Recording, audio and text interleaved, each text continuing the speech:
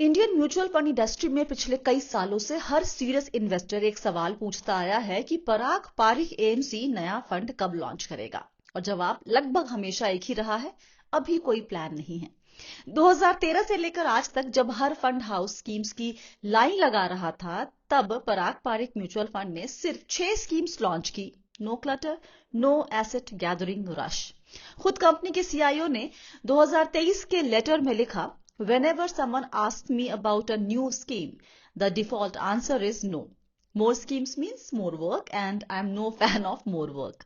और अब उसी फंड हाउस ने अनाउंस किया है कि जनवरी में वो एक लार्ज कैप फंड लॉन्च कर रहे हैं। फंड हाउस का 7वां फंड। तो सवाल सिर्फ ये नहीं है कि लार्ज कैप क्यों, सवाल ये है कि अब क्यों, जब उनका फ्लेक्सी कैप ऑलरेडी एक तरह से लार्ज कैप की तरह ही काम करता है। दूसरा, जब फंड हाउस एक्टिव मैनेजमेंट में यकीन रखता आया है, तब slightly better than passive approach का अब क्या लॉजिक है।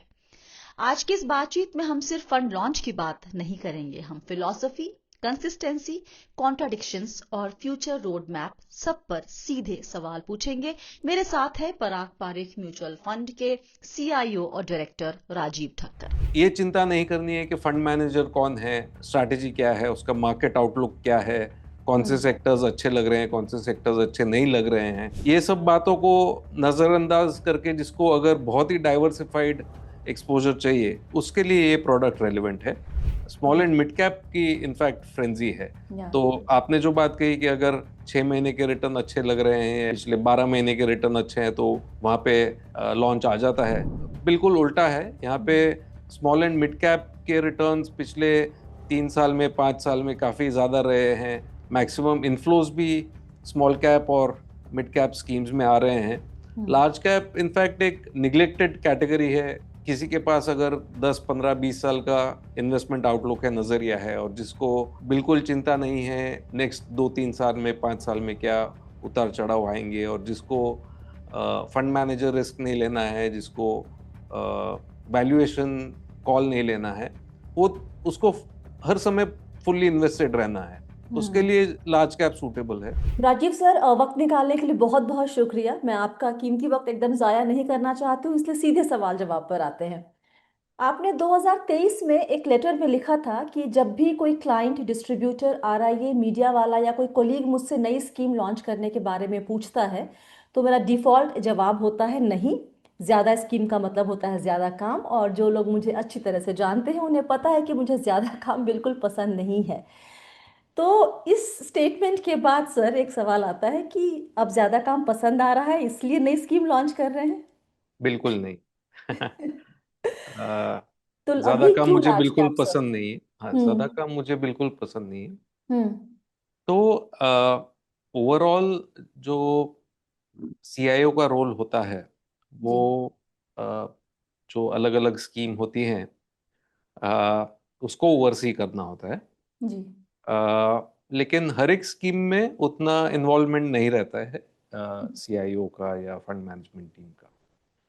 तो पिछले साल एक तो मेरा काम काफ़ी हद तक कम हो गया, क्योंकि पहले मैं ओवरऑल सीआईओ था हमारे फंड में। इक्विटी स्कीम्स और फिक्स्ड इनकम स्कीम दोनों मेरे अंडर में आती थी। अब जबकि तेजस सोमन मेरे कॉलीग आ गए हैं, जो डेट सिक्योरिटीज का कारोबार देख रहे हैं, उसका ओवरसाइट कर रहे हैं, तो पहली बात तो मेरा काम कम हो गया। तो हमारे जो सीईओ हैं उन्होंने बोला आपका काम कम हो गया है तो तनख्वाह काटनी पड़ेगी, तो मुझे कुछ ना कुछ तो करना है। और दूसरी बात यह है कि ज़्यादातर अभी समझिए आर्बिट्राज स्कीम है, जी। इसमें फंड मैनेजमेंट का रोल रहता है, लेकिन डीलर्स का काफ़ी रोल रहता है। वो डीलर्स जो होते हैं वो कैश मार्केट और फ्यूचर्स मार्केट के स्प्रेड को देखते हैं, और कहाँ पे डिप्लॉय करना है वो सजेस्ट करते हैं फंड मैनेजर को। तो डीलर का काफ़ी रोल रहता है, रिसर्च और इन्वेस्टमेंट टीम का उतना रोल नहीं रहता है। तो हमारा जो लार्ज कैप स्कीम हमने फाइल किया है और जनवरी 2026 में उसका लॉन्च होगा, तो ये भी कुछ हद तक फंड मैनेजमेंट और डीलर का कॉम्बिनेशन है। तो फ्लेक्सी कैप से बिल्कुल अलग मैंडेट है इसका। तो फ्लेक्सी कैप जो है वहाँ पर हम बहुत ज़्यादा एक्टिव पोजीशन लेते हैं, ये सेक्टर पसंद है, वो सेक्टर पसंद नहीं है, ये कंपनी के प्रोस्पेक्ट्स अच्छे लग रहे हैं, और हम 30-35 स्टॉक्स पसंद करके उसमें निवेश करते हैं। जो लार्ज कैप का मैंडेट है वो एक बहुत ही डाइवर्सिफाइड मैंडेट है। उनको 100 स्टॉक में डिप्लॉय करना है, जो 100 बड़ी कंपनियां हैं भारत की, जो निफ्टी 100 इंडेक्स में आती हैं। और यहाँ पर काफी डीलर का इनपुट रहता है, मर्जर हो रहा है, डीमर्जर हो रहा है, फ्यूचर्स मार्केट में उसका क्या पोजीशन है, इंडेक्स कमेटी ने कब रीबैलेंस अनाउंस किया है, तो उस हिसाब से रणनीति रहती है, स्ट्रैटेजी रहती है, क्या पोजीशंस लेनी है। तो इसमें जो सेक्टोरल कॉल्स या जो पर कंपनी कॉल है, इसकी मात्रा काफी कम रहती है। इसमें एक डाइवर्सिफाइड पोर्टफोलियो स्ट्रैटेजी है। तो ये एक अलग नीड को एड्रेस करती है। जिनको एक्टिव म्यूचुअल फंड चाहिए, जहां पे आउट परफॉर्मेंस की पॉसिबिलिटी ज्यादा हो और अंडर परफॉर्मेंस की पॉसिबिलिटी भी रहती है, वो पहले की तरह फ्लेक्सी कैप में ही आएंगे। वहां पर हमारी रिसर्च टीम के जो ओपिनियंस है वो आपको फैक्ट शीट में दिख जाएंगे। जिनको ज्यादा एक्सपोजर नहीं चाहिए इंडिविजुअल एक्टिव फैक्टर्स को, और जिनको बहुत ही डाइवर्सिफाइड स्कीम चाहिए और possibility of marginal out performance over the index, या थोड़ा निफ्टी 50 से हटके निफ्टी 100 का जो एक्सपोजर है वैसा चाहिए, तो उनके लिए लार्ज कैप स्कीम रेलेवेंट है। मैं आपकी बातें सुन रही थी कि इंटरव्यू में सर आपने कहा था, जहाँ पे एक सवाल किया गया था कि जो वैल्यूएशन है अभी लार्ज कैप की, उसके हिसाब से क्या लगता है कि ये सही वक्त है लार्ज कैप में इन्वेस्ट करने का या फिर एक नया लार्ज कैप लॉन्च करने का? The reason behind this question is, normally fund houses जो सेक्टर थीम या कैप ऑलरेडी अच्छे खासे दौड़ चुके होते हैं, तब वो लॉन्च करना शुरू करते हैं। एक अच्छा खासा रिटर्न आपको 1 साल 6 महीने का जब दिखने लग जाता है, तो उनका मोटे तौर पे यही लॉजिक दिखता है बाजार में एक निवेशक के नजरिए से। आपके हिसाब से इस वक्त लार्ज कैप लॉन्च करने के पीछे एक स्ट्रॉन्ग रीजनिंग क्या है? तो जो सेक्टोरल फंड्स और जो थीमेटिक फंड्स की आपने बात की, जी। जैसे कि अलग अलग तरह के लॉन्चेस होते हैं, defence fund, capital market fund, IT fund, pharma fund, या मैन्युफैक्चरिंग फंड, तो ये बहुत ही एग्जॉटिक तरह के थीम्स होते हैं। जी। जो हम लॉन्च कर रहे हैं वो तो एकदम plane vanilla top 100 companies of the country fund है। यानी पहले लोग ब्लू चिप फंड कहते थे या लार्ज कैप फंड कहते थे, ये बहुत ही सिंपल सा प्रोडक्ट है। यहाँ इसमें कुछ भी ऐसा एग्जॉटिक नहीं है, ना तो इन्वेस्टर की के नजरिए से, ना ही फंड हाउस के नजरिए से। और यहाँ पे ऑब्जेक्टिव टाइमिंग का नहीं है, ऑब्जेक्टिव एक नीड को एड्रेस करता है, जो जिसको ये चिंता नहीं करनी है कि फंड मैनेजर कौन है, उसका स्ट्रैटेजी क्या है, उसका मार्केट आउटलुक क्या है, कौन से सेक्टर्स अच्छे लग रहे हैं, कौन से सेक्टर्स अच्छे नहीं लग रहे हैं। ये सब बातों को नजरअंदाज करके, जिसको अगर बहुत ही डाइवर्सिफाइड एक्सपोजर चाहिए, उसके लिए ये प्रोडक्ट रेलिवेंट है। वैल्यूएशन की जब बात करते हैं तो लार्ज कैप स्पेस एक ऐसा स्पेस रहा है जहां पे रिटर्न्स मॉडरेट है, स्मॉल एंड मिड कैप की इनफैक्ट फ्रेंजी है। तो आपने जो बात कही कि अगर 6 महीने के रिटर्न अच्छे लग रहे हैं या पिछले 12 महीने के रिटर्न अच्छे हैं, तो वहां पे लॉन्च आ जाता है। यहाँ पे बिल्कुल उल्टा है। यहाँ पे स्मॉल एंड मिड कैप के रिटर्न्स पिछले 3 साल में, 5 साल में काफी ज्यादा रहे हैं। मैक्सिमम इनफ्लोज भी स्मॉल कैप और मिड कैप स्कीम्स में आ रहे हैं। लार्ज कैप इनफैक्ट एक निग्लेक्टेड कैटेगरी है पिछले कुछ सालों से। तो लार्ज कैप जो कैटेगरी है, टॉप 100 कंपनीज की जो बात कर रहे हैं, ज्यादातर मे बी 70% या 75% कॉर्पोरेट इंडिया के जो प्रॉफिट्स है वो इन्हीं कंपनी से आती हैं। तो ये बिल्कुल जो दाल चावल के जैसे कंफर्ट एकदम फूड। स्टेपल डाइट वाला म्यूचुअल फंड स्कीम है। सर, तो ये एक basically kind of passive fund होगा जिसमें एक एक्टिव का टच होगा, राइट? हाँ, सो इसको एक्टिव फंड में के कैटेगरी में लॉन्च करने का ऑब्जेक्टिव ये है कि काफी सारी चीजें जो है बाजार में, वो एक तरह से शॉर्टकमिंग्स है इंडेक्स फंड की। या इंडेक्स कमेटी अनाउंस कर देती है 15 दिन बाद ये कंपनियां इंडेक्स से बाहर जाएंगी, ये कंपनीज इंडेक्स में आएंगी, तो पूरे मार्केट में पता होता है, लोग पोजीशन कर लेते हैं। इंडेक्स फंड बिल्कुल एंड में आके रीबैलेंस करते हैं। फिर अगर कोई बड़ी कंपनी में डीमर्जर होता है, तो जो कंपनी इंडेक्स से बाहर जा रही है उसको डंप करना पड़ता है पहले ही दिन। तो ऐसी काफी सारी शॉर्ट कमिंग्स है जिसको ये स्कीम अवॉइड कर सकेगी एक्टिव फंड होने के वजह की से। वजह से। लेकिन ये फिर भी जो एलोकेशन है, मतलब टॉप 100 कंपनीज में इन्वेस्टमेंट होगा, रेशियो भी वैसे ही रखा जाएगा, वेटेज ज्यादातर वैसे ही रहेगा, ज्यादातर मिमिक करेगा। मिमिक करेगा इंडेक्स को। यहाँ पर एक सवाल मैंने, आई थिंक नील पारिक जी ने कुछ 2020 के लेटर में लिखा था कि हमारा जो है वो एक्टिव अप्रोच ही रहेगा, will stick to being active managers, और इसलिए पैसिव की तरफ हमारा अभी कोई ज़्यादा कोई इंटरेस्ट नहीं है, झुकाव नहीं है, या फिर हम वहाँ पे लॉन्च नहीं करेंगे। लेकिन ये इट्स एक्टिव कैटेगरी में है, लेकिन पैसिव के रास्ते पर है विद बिल्कुल, तो बिल्कुल, तो अगर हम एक और नया निफ्टी 50 इंडेक्स फंड या ईटीएफ ले आते, जी। तो जो एग्जिस्टिंग इंडेक्स फंड्स हैं या ईटीएफ है, उससे कोई डिफरेंशिएशन नहीं रहता है। एग्जिस्टिंग जो इंडेक्स फंड्स ईटीएफ है ऑलरेडी काफी अच्छे हैं, लिक्विडिटी ईटीएफ्स में अच्छी है। उनके एक्सपेंस रेशियो भी बहुत ही कंपेटिटिव है। 3 basis points, 4 basis points ETFs के एक्सपेंस रेशियो है। इंडेक्स फंड्स के 10 से 15 बेसिस पॉइंट के एक्सपेंस रेशियो है। तो हमारा ऑब्जेक्टिव ये था, हमारा उद्देश्य ये था कि जो इंडेक्स फंड्स के एक्सपेंस रेशियो है, ऐसे कंपेटिटिव एक्सपेंस रेशियो में हम कैसे कुछ वैल्यू ऐड कर सकते हैं, कैसे कुछ एक्टिव शेयर ला सकते हैं इन्वेस्टर्स के लिए। Okay, alright. एक जनरल क्वेश्चन किसी निवेशक के मन में आएगा कि आपके फ्लेक्सी कैप में already large cap tilted portfolio होता है, तो अगर टॉप 100 में आपको स्कोप दिख रहा है इन्वेस्टमेंट का और आप इतने कैश पे बैठे हुए हैं, तो उस कैश को हम यही स्ट्रैटेजी फ्लेक्सी कैप में क्यों नहीं इस्तेमाल कर रहे हैं, या फिर हम कर रहे हैं? तो बहुत ही डिफरेंट ऑब्जेक्टिव्स है दोनों के। हम्म।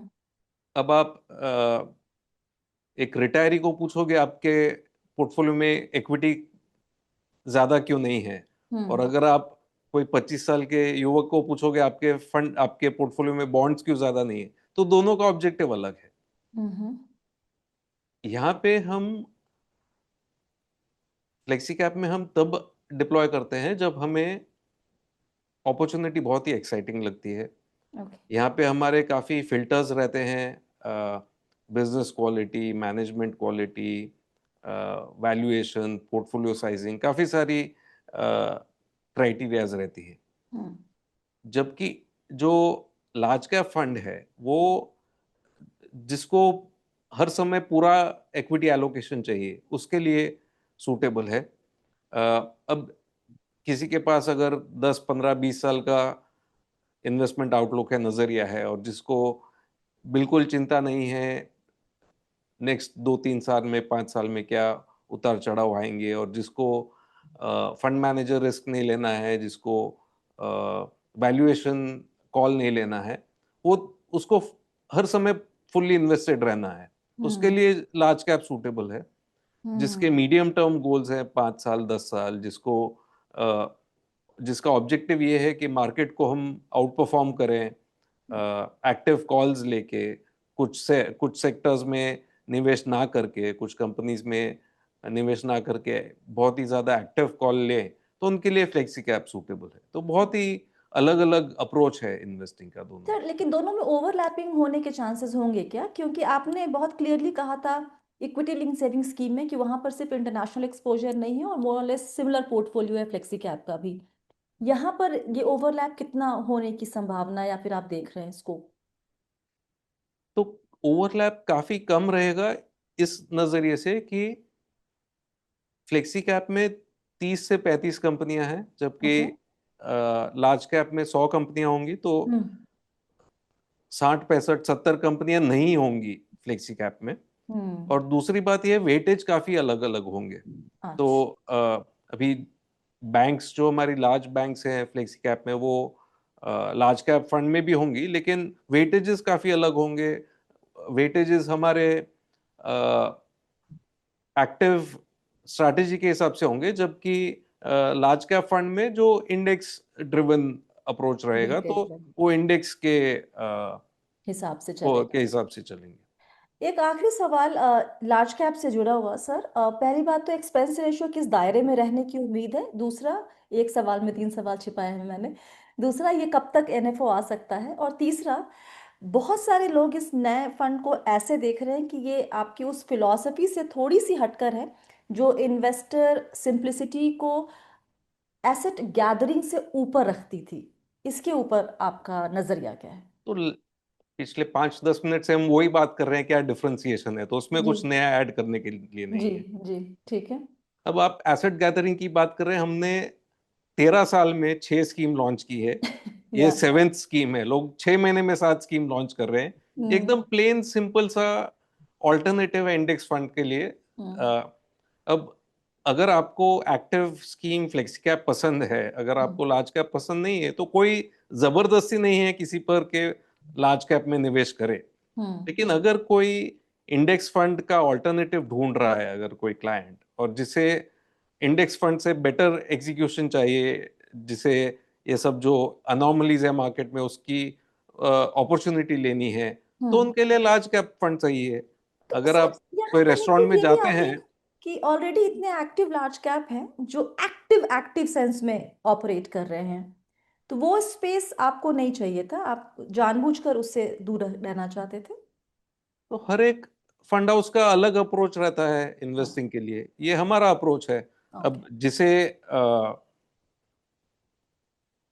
लार्ज कैप फंड चाहिए, जो 100 स्टॉक में नहीं निवेश करता है, जो सिर्फ 25 स्टॉक में निवेश करता है, तो ऐसी वो एक स्कीम्स हैं बाजार में। अब हम्म। स्वाद अनुसार, किसी को किसी रेस्टोरेंट का खाना पसंद आता है, किसी को किसी और का खाना पसंद आता है। Got it. इनफैक्ट इसका एक्सपेंस रेशियो काफी कम रहेगा फ्लेक्सी कैप के मुकाबले। तो हम्म। जैसा कि मैंने बताया, इंडेक्स फंड्स जो है वो 10 से 30 बेसिस पॉइंट की रेंज में रहते हैं डायरेक्ट प्लान के लिए। तो यहाँ हम्म। पे अनुमान है कि 15 बेसिस पॉइंट तक रहेगा एक्सपेंस रेशियो डायरेक्ट प्लान में। और जो ओके। रेगुलर प्लान है उसका लगभग 50-55 बेसिस पॉइंट की रेंज में रहेगा। तो फ्लेक्सी कैप से काफी के कंपैरिजन में काफी कम एक्सपेंस रेशियो रहेगा लार्ज कैप फंड का। जी। उसका लॉन्च टेंटेटिवली 19th जैन 2026 पे ओके। फिक्स। ऑलराइट। चलिए, लार्ज कैप के बारे में आई थिंक हमने सारी जानकारी गैदर कर ली है। अब सेकंड पार्ट की तरफ बढ़ते हैं वीडियो में, जहां पर हमारे सब्सक्राइबर ने, और थोड़े से सवाल मेरे भी हैं, उस फंड के बारे में जो हम सबका फेवरेट है। और मैं यहाँ पे एक डिस्क्लेमर दे दूं कि मेरा खुद का भी उसमें निवेश है। सर, पहले बताएं कि इतना बड़ा जब एयूएम हो जाता है किसी भी स्कीम का, तो मैनेज करना दिक्कत होता है क्या? और होता है तो किस तरह की दिक्कत, चैलेंजेस आते हैं? तो जो डिप्लॉयमेंट के लिए या लिक्विडिटी नीड रहती है किसी भी फंड की, हम्म। ये दो चीज पर निर्भर करती है। एक तो फंड साइज, जी। और दूसरा चर्न रेशियो। करेक्ट। तो fund size multiplied by churn ratio, hmm. उतने उतनी मात्रा का शेयर परचेज और सेल करना होता है।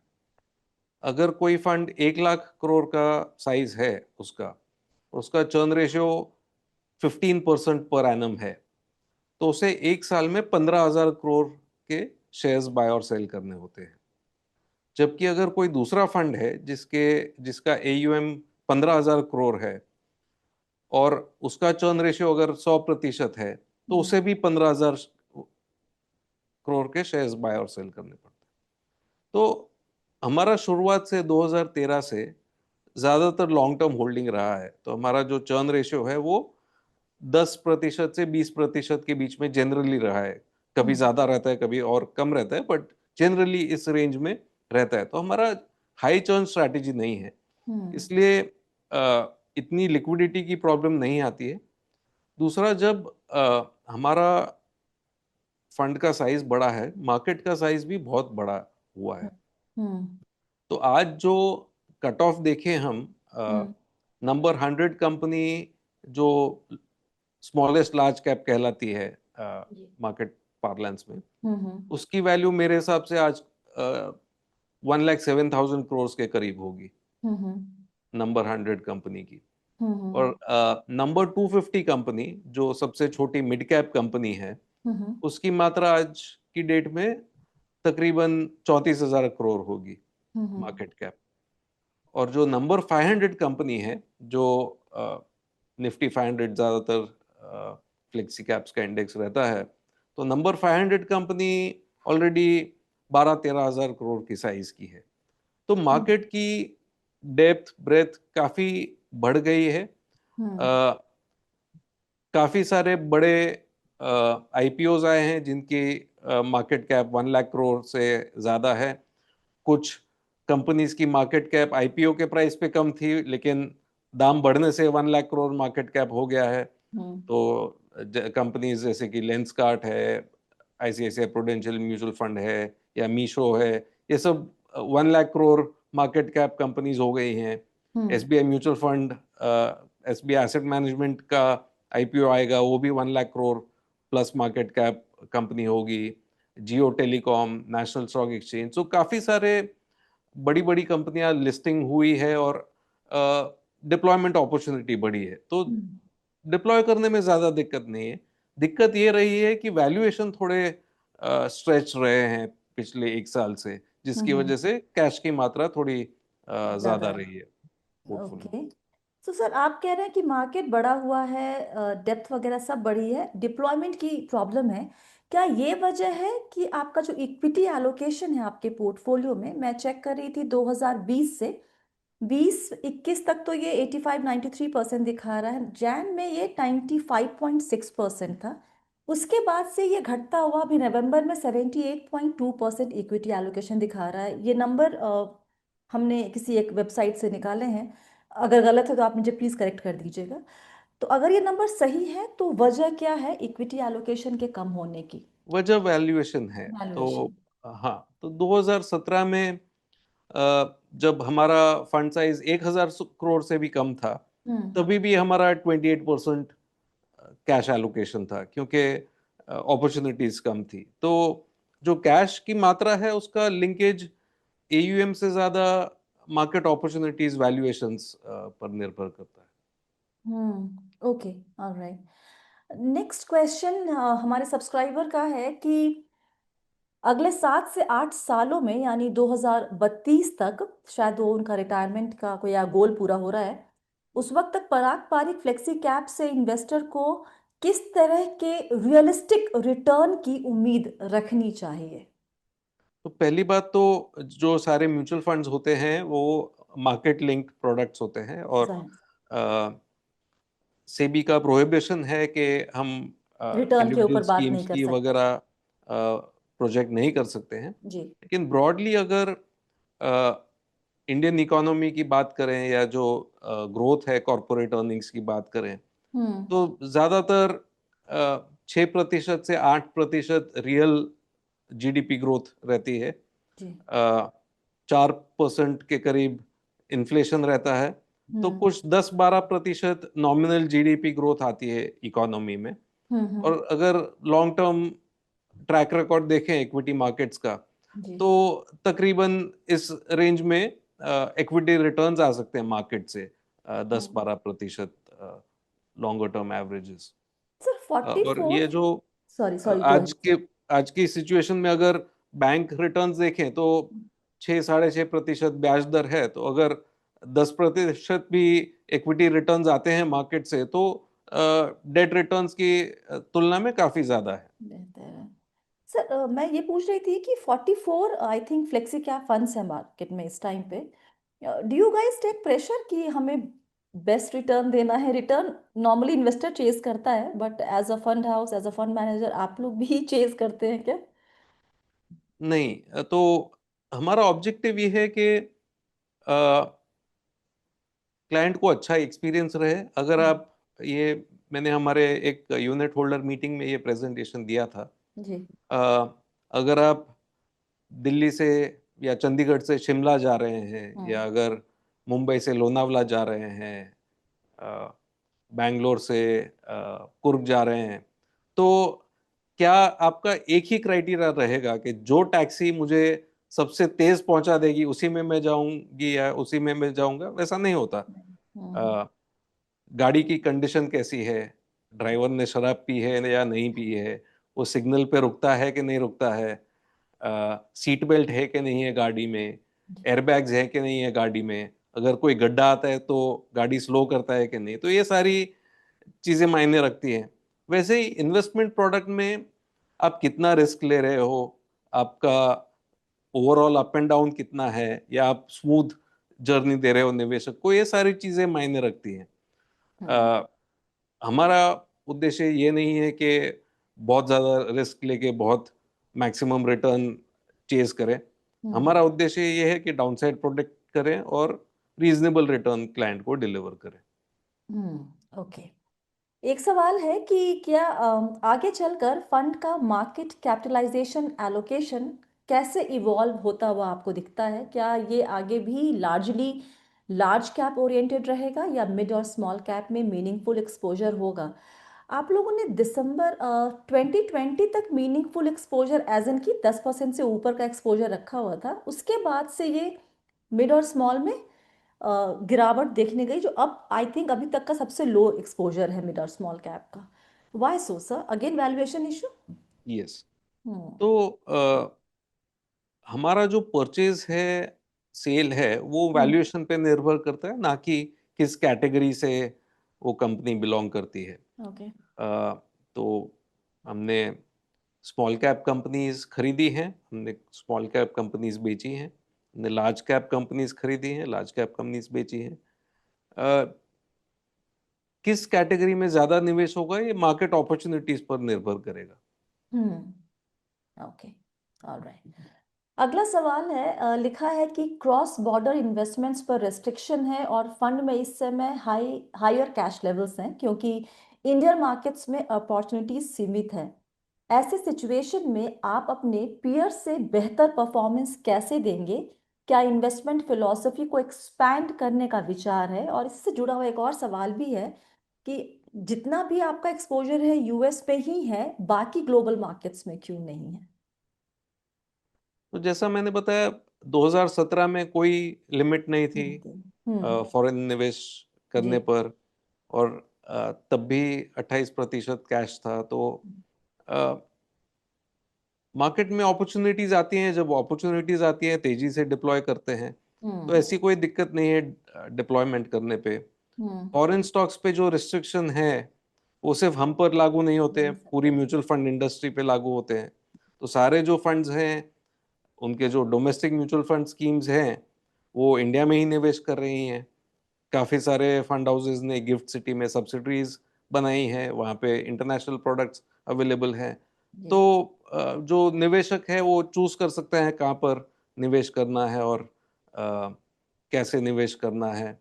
फिलॉसफी में कोई चेंज नहीं है, जो जिस तरह से पहले से निवेश करते आ रहे हैं उसी तरह से निवेश करते रहेंगे। और बाकी ग्लोबल मार्केट्स के ऊपर आपकी राय? जब हम यूएस कंपनीज में इन्वेस्ट करते हैं, आज हम्म। अगर कोई माइक्रोसॉफ्ट में निवेश करता है, तो विंडोज कंप्यूटर्स और जो माइक्रोसॉफ्ट ऑफिस है, हम्म। ये पूरी दुनिया में यूज होती है, सिर्फ हम्म। यूएस में यूज होती है ऐसी बात नहीं है। हम्म। तो जो यूएस की बड़ी कंपनियां हैं, उनके ग्लोबल ऑपरेशंस हैं, ओके। तो आपको ग्लोबल इकोनॉमी में पार्टिसिपेट करने को मिलता है। तो पास्ट में हमने यूएस कंपनीज में इन्वेस्ट किया है, यूरोपियन कंपनीज में भी इन्वेस्ट किया है। हमने नेस्ले में इन्वेस्ट किया था, जो टेक्निकली स्विस कंपनी है, स्विट्जरलैंड की कंपनी है, लेकिन उसका कारोबार स्विट्जरलैंड में सिर्फ 3% है, 97% ग्लोबल कारोबार है। तो कंट्री ऑफ लिस्टिंग का ज़्यादा इम्पोर्टेंस नहीं रहता है। ये ग्लोबली डाइवर्सिफाइड कंपनीज है, आपको पूरे विश्व की इकोनॉमी में पार्टिसिपेट करने मिलता है। यूएस और यूरोप में निवेश करने से एडवांटेज ये रहता है कि उनके जो फाइनेंशियल्स हैं, इंग्लिश लैंग्वेज रिपोर्टिंग होती है, क्वार्टरली फाइनेंशियल्स मिल जाते हैं डिटेल में, अच्छी क्वालिटी के ऑडिट्स रहते हैं, कॉरपोरेट गवर्नेंस अच्छा रहता है, अगर कुछ प्रॉब्लम हुई तो लीगल रिकोर्स रहता है। कई छोटी छोटी कंट्रीज में, मार्केट्स में ये सारे सेफगार्ड्स नहीं रहते हैं और कई बार गवर्नेंस इश्यू आ जाती है। इसलिए ज़्यादातर डेवलप्ड कंट्री में ग्लोबली डाइवर्सिफाइड कंपनीज में निवेश करते हैं। ओके। अगला सवाल एक कंसर्न्ड सब्सक्राइबर का है, निवेशक हैं आपके फंड हाउस में। वो लिखते हैं कि इंडस्ट्री में पिछले 12 से 18 महीनों में 70% से ज़्यादा स्कीम्स नेगेटिव रिटर्न्स में गई हैं। कुछ फंड हाउसेस में तो ये 80% भी उनकी स्कीम्स लाल निशान में है। 26 और 27 ये 2 साल ग्लोबल लेवल पर पॉलिटिकली मुश्किल माने जा रहे हैं। ऐसे में आप नई स्कीम क्यों लॉन्च कर रहे हैं? और ऐसे माहौल में कोई निवेशक क्या स्ट्रैटेजी अपनाए अगले 2 साल के लिए? अगर कोई भी इक्विटी निवेशक है हम्म। तो उसके लिए एक चीज समझना बहुत जरूरी है। जी। आपकी जो निवेश की जर्नी है, उसमें कई साल ऐसे आएंगे जिसमें आपको जीरो रिटर्न्स मिलेंगे या नेगेटिव रिटर्न्स मिलेंगे। हम्म। 1992 में बीएसई सेंसेक्स 4200 तक पहुंचा था। जी। 2003 मार्च में ये सेंसेक्स की वैल्यू 2850 थी। 11 साल बाद 4200 से 2850। यूएस मार्केट्स में एक दशक ऐसा रहा है 2000 से 2010 तक, जबकि जीरो रिटर्न था इक्विटी मार्केट से। जापान में 30-35 साल का ऐसा पीरियड रहा है जिसमें रिटर्न्स जीरो थे। चीन में 30 साल का annual dollar return stock market से 1.5% रहा है। हम्म। तो ऐसी कोई जादू की छड़ी नहीं है इक्विटी में कि आपने इक्विटी में एलोकेशन कर लिया तो आपको 15%, 20%, 30% गारंटीड रिटर्न है। ऐसा हम्म। कहीं नहीं होता है। हम्म। तो इसीलिए म्यूचुअल फंड्स जोर जोर से कहते रहते हैं, mutual fund investments are subject to market risk, please read offer document carefully before investing. तो इन्वेस्टर ने शायद पढ़ा नहीं होगा हम्म। प्रोस्पेक्टस या सलाह नहीं ली होगी। हम्म। और स्कीम लॉन्च का मतलब ये नहीं है कि ये स्कीम लॉन्च मार्केट के बॉटम पे आई है और यहाँ से सिर्फ पॉजिटिव रिटर्न बनने हैं, हम्म। ऐसा कोई गारंटी नहीं है। नहीं है। पॉलिटिकली इलेक्शंस आते रहेंगे हर समय, यानी यूएस के प्रेसिडेंशियल इलेक्शंस तो अभी खत्म हुए हैं, एक साल भी नहीं हुआ है। इंडियन जनरल इलेक्शंस को टाइम है, तो 26-27 में ऐसा कोई मुझे पॉलिटिकल वो हम्म। नहीं दिख रहा है, लेकिन कुछ ना कुछ हेडलाइन तो ऐसी सुर्खियां रहेंगी जो आपको चिंता कराएंगी। जी। तो इसका कोई उपाय नहीं है, सिर्फ एक सोल्यूशन है। अगर आप 10, 15, 20 साल तक निवेश करके रखते हैं तो आपके चांसेस बढ़ जाते हैं कि बॉन्ड से बेहतर रिटर्न कमा सके इक्विटी से।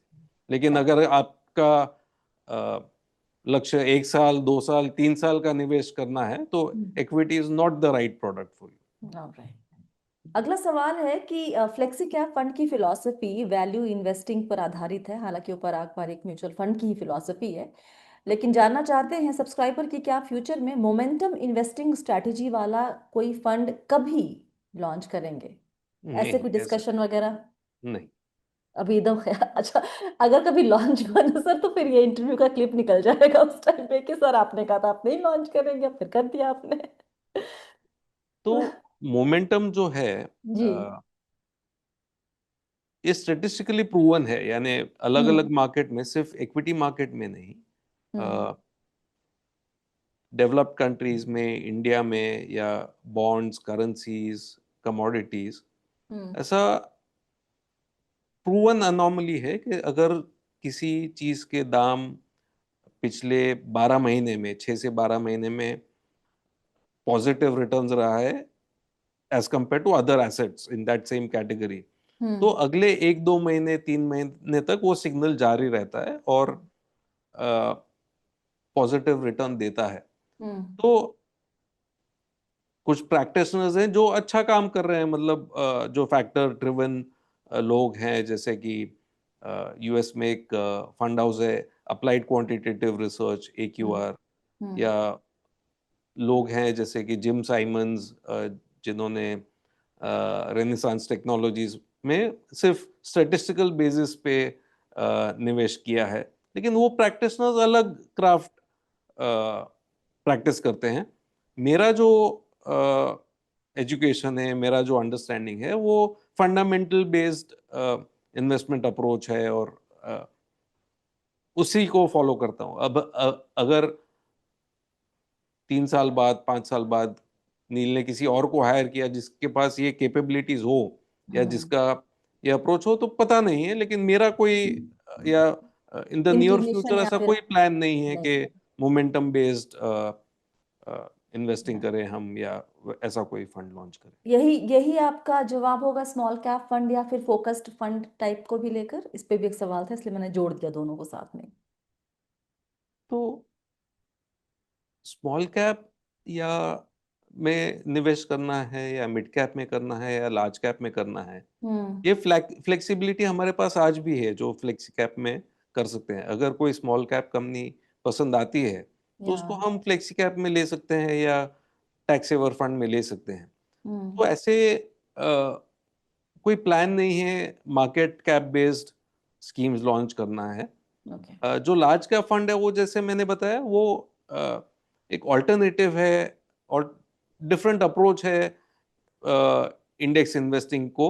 तो हम्म सिर्फ पैसिवली इंडेक्स में निवेश ना करके एक सेंसिबल एक्टिव शेयर उसमें जोड़ के एक बेटर आउटकम आ सकता है, ऐसी पॉसिबिलिटी दिखी हमको, इसलिए वहां पे एक प्रोडक्ट लॉन्च कर रहे ओके हैं। Small cap focused mid cap funds की कोई प्लान्स नहीं है। कोई प्लान्स नहीं है। ऑलराइट। एक सवाल है कि अगर 20 साल का इन्वेस्टमेंट होराइजन है तो क्या पैसिव इंडेक्स स्ट्रैटेजी काफी है या फिर ऐसे होराइजन में एक्टिव फंड्स की भी जरूरत बनती है? आप हालांकि एक्टिव फंड मैनेज करते हैं सारे के सारे, लेकिन आपकी राय क्या है पैसिव के ऊपर?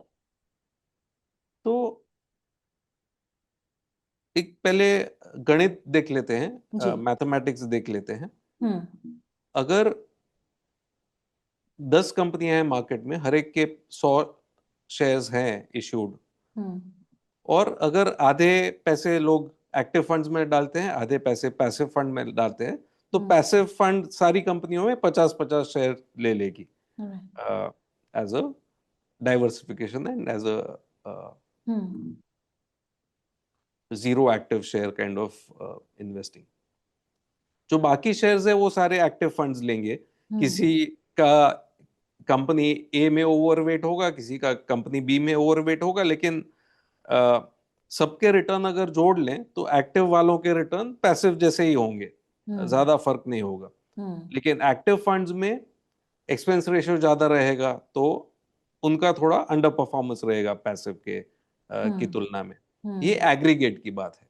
हम्म अब एक्टिव में रिटेल इन्वेस्टर्स भी हैं, एक्टिव में फॉरेन इन्वेस्टर्स भी हैं, इंश्योरेंस कंपनीज भी हैं, AIF PMS, काफी सारे लोग हैं।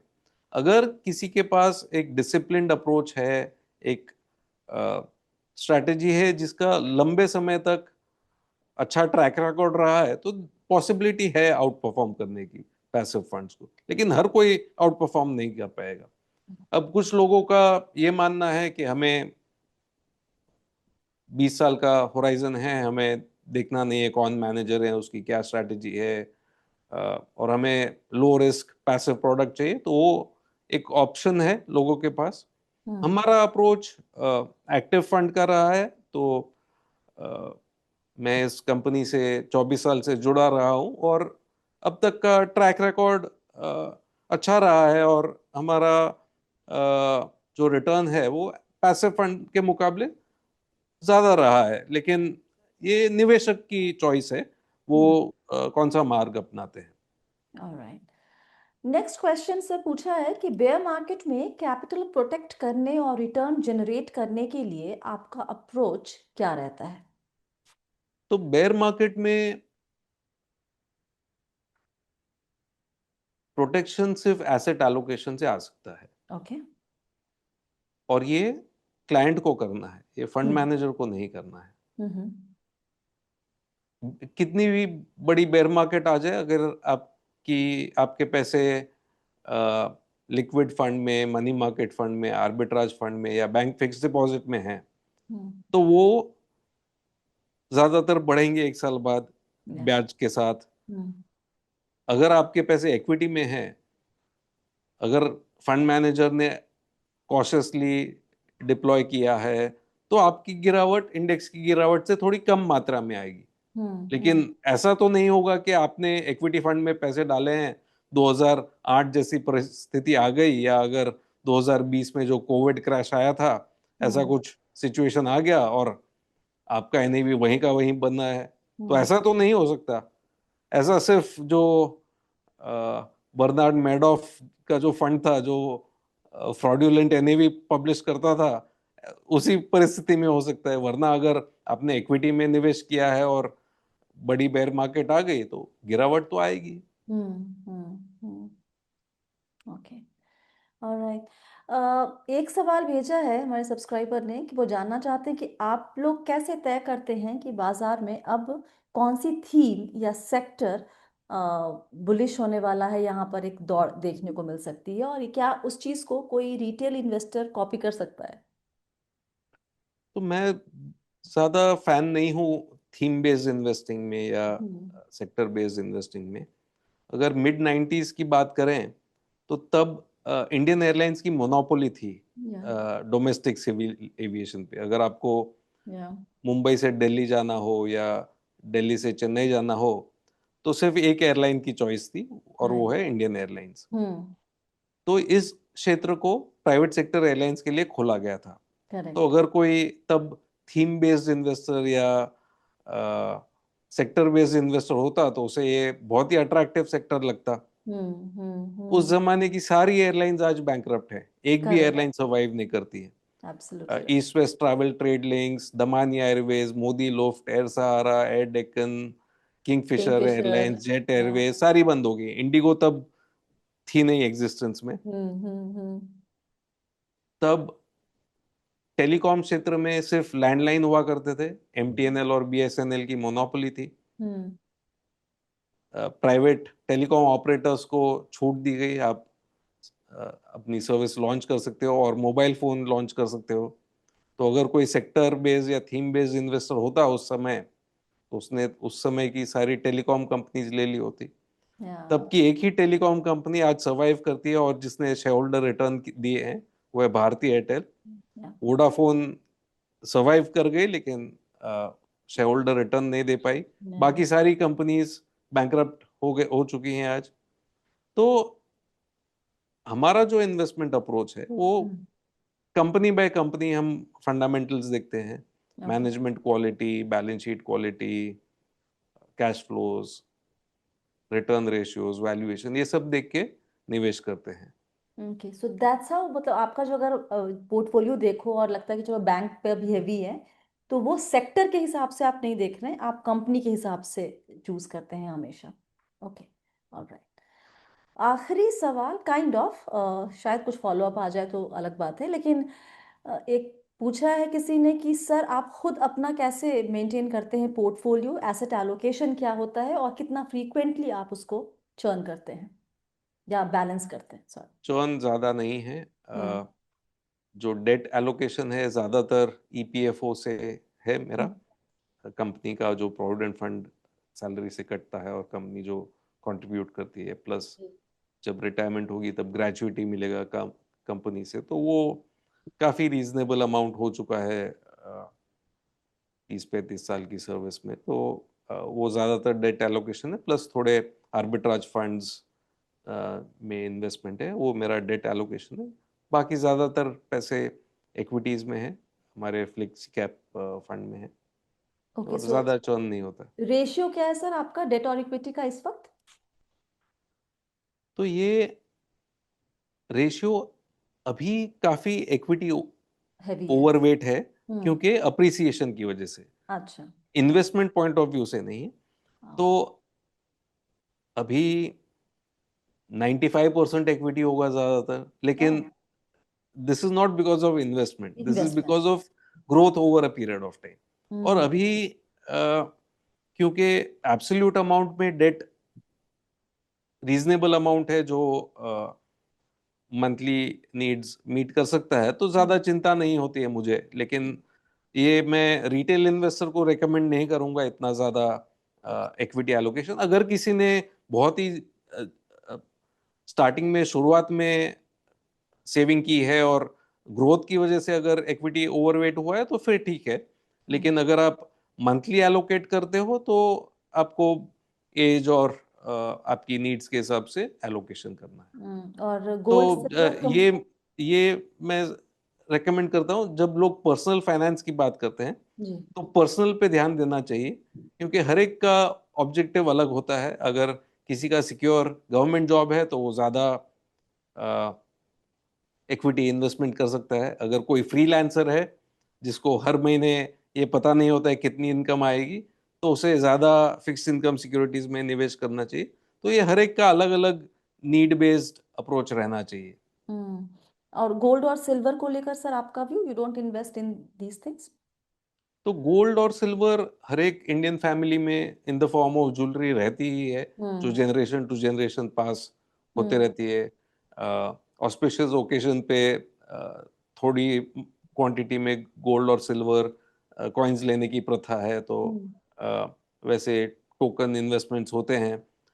एक्सप्लिसिट एलोकेशन नहीं है मेरा गोल्ड और सिल्वर के लिए, मतलब ईटीएफ या इन्वेस्टमेंट इन्वेस्टमेंट के नजरिए से नहीं है वो नजरिए से सिर्फ। नहीं है मेरा। ओके। ऑलराइट। और एक आखिरी सवाल और सर कि कैसा लग रहा है बाजार, क्योंकि ये सब जानना चाहेंगे आपसे कि आप कैसे देख रहे हैं ये साल कैसा बीता है, और आने वाले एक साल में आप क्या क्या आपकी एनालिसिस कहती है? पिछले पिछले 12 से 18 महीने में फ्लैटिश काइंड ऑफ मार्केट रहा है, ज्यादा हम्म। रिटर्न नहीं बने हैं। जी। अगले एक आध डेढ़ साल में भी बहुत ज्यादा हाई रिटर्न एक्सपेक्टेशन नहीं है। लेकिन हम्म। अगर किसी का 5 साल से ज्यादा का इन्वेस्टमेंट होराइजन है, हम्म। तो जो बैंक एफडीज हैं या जो बॉन्ड्स जो अभी रिटर्न दे रहे हैं, उसके मुकाबले काफी बेहतर रिटर्न मिल सकते हैं इक्विटी निवेश करके। ओ। जो महंगाई दर है, जो इन्फ्लेशन रेट है, हम्म। वो कम हो गई है। हम्म। इसकी वजह से इंटरेस्ट रेट्स कम हुए हैं। हम्म। इसकी वजह से इक्विटी रिटर्न्स भी थोड़े कम रहेंगे। लेकिन मेरे हिसाब से 5 साल प्लस के होराइजन में डबल डिजिट रिटर्न्स इक्विटी से आ सकते हैं। Okay, that's interesting to know. और आखिरी में एक कॉम्प्लीमेंट आपको जो दिया है हमारे सब्सक्राइबर ने, I want to read that to you. लिखा है, I am 35 and I have Parag Parikh flexi cap from 2020 and planning to do SIP till 2040. You are like the family and you build trust and discipline in investment. Lots of love to you. तो ये thank you so आपके लिए much. Message था sir. Thank तो इसके साथ ही फिलहाल इतना ही। Thank you so much Rajiv sir, वक्त निकालने के लिए और सारे सवालों का इतना पेशेंटली जवाब देने के लिए। और बहुत जल्दी फिर मिलते हैं एक नए इंटरव्यू में, जब कुछ नया लेकर आप आएंगे तब जरूर। Thank you so much for your time. धन्यवाद। Thank you. और अभी के लिए फिलहाल इतना ही। आपको ये बातचीत कैसी लगी, आपकी उलझनें दूर हुई या नहीं, ये आप नीचे कमेंट करके हमें बताएंगे। साथ ही don't forget to say thanks to Rajeev sir in the comment. और याद रखिए, आप हैं मेरानी स्वाति के साथ और हम सब हैं बहुत ही सावधानी और समझदारी के साथ अमीर बनने के सफर पर। वक्त देने के लिए बहुत बहुत शुक्रिया। Stay blessed, healthy and be well.